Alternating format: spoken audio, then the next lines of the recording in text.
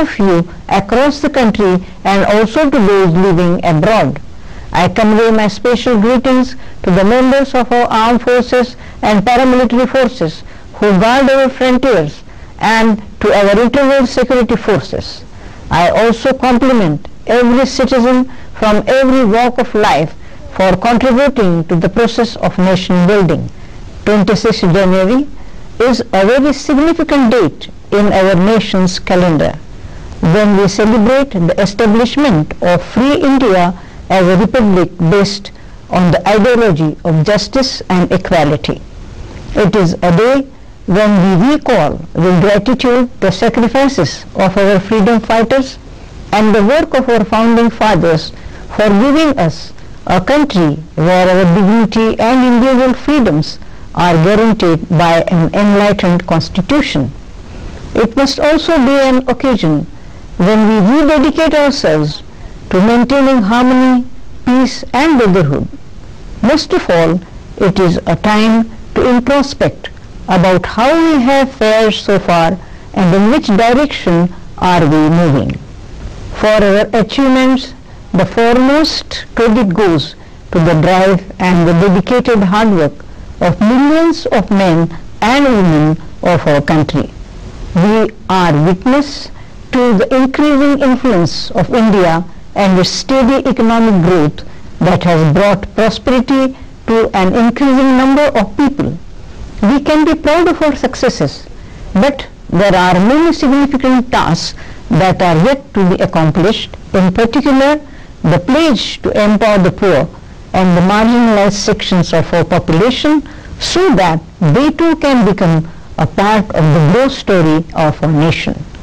Dear citizens, we are fortunate that we are the inheritors of the ideals and values of one of the world's oldest civilizations, which has bequeathed to us a rich treasure of human experiences and thought. The concept of the human race being one, the importance of living in harmony with each other and with the nature, the quest for knowledge and truth find prominence in our age-old culture. These ideas provided inspiration for our freedom movement and after our independence found a ready resonance in our constitution. As citizens of this country, each one of us therefore has a duty and a responsibility to demonstrate that these principles have given to us the motivation and the strength to build our great nation. It is, however, a fact that there can be no society which does not need to evolve to cope with the changing demands of time, and there can be no nation which does not face challenges. India too has its share of problems and obstacles, constraints and difficulties. We cannot evade these or wish them away, but working in different fields, we must together find solutions. The strength of a nation is not determined by the challenges it faces, but by responses to these challenges, especially so when it stands at a critical juncture and at a decisive point. What we do in this coming decade in terms of leveraging our advantages and addressing our shortcomings will shape the destiny of the nation. Wherever course correction is required, it must be undertaken unhesitatingly and with urgency. There should be national consensus on critical national goals.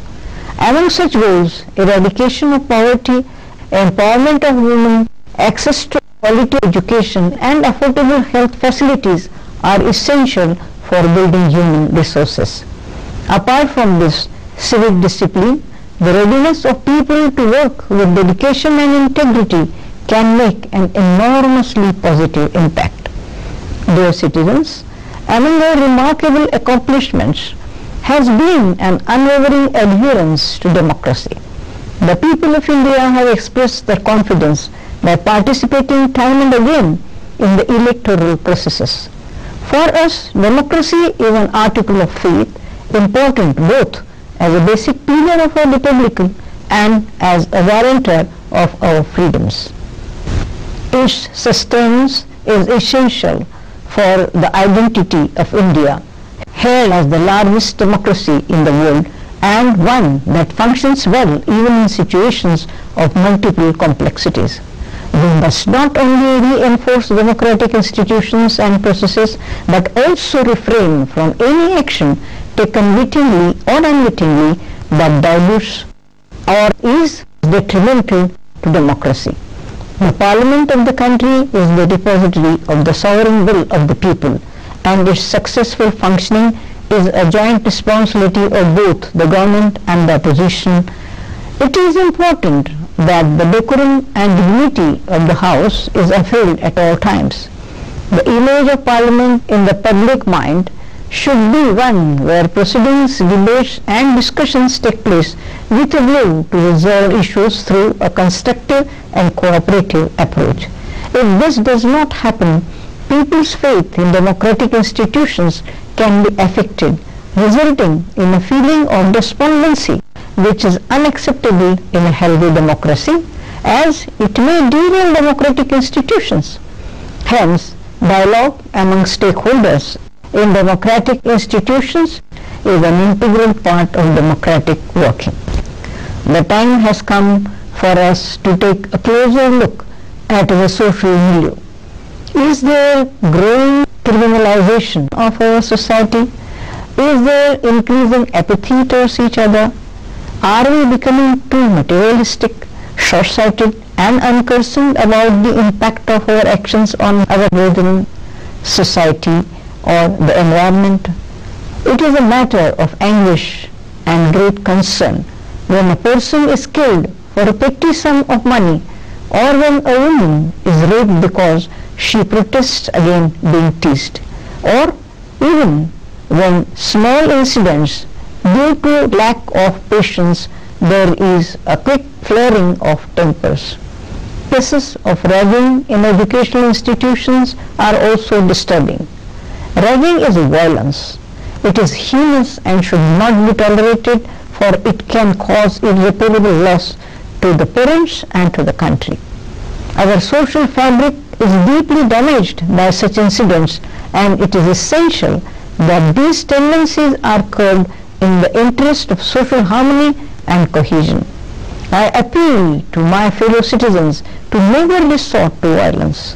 Our nation won its freedom by traveling on the high path of non-violence and truth. In our journey as an independent nation too, we must adhere to it and demonstrate moral courage. Societies evolve in a positive direction when people work to bring about constructive changes and to eliminate social evils. In my first address to the nation on the eve of Republic Day in 2008, I had spoken on the need for social, economic, administrative and political activities to be carried out on the basis of moral values and social justice. I reiterate the great importance of integrity, honesty, good conduct and high values, which our culture teaches us. The youth of our country must carry forward this legacy.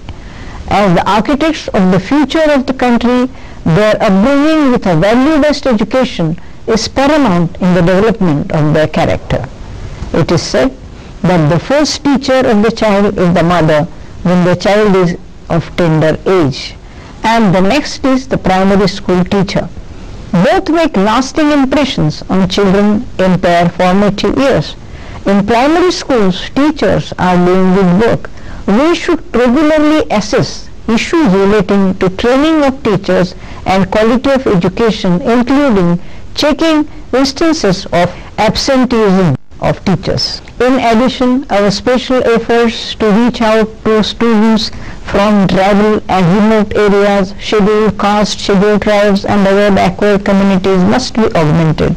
Our endeavor should be to create a level playing field in educational competitiveness so that students from all sections of society can enter premier institutions like the Indian Institutes of Technology and the Indian Institutes of Management.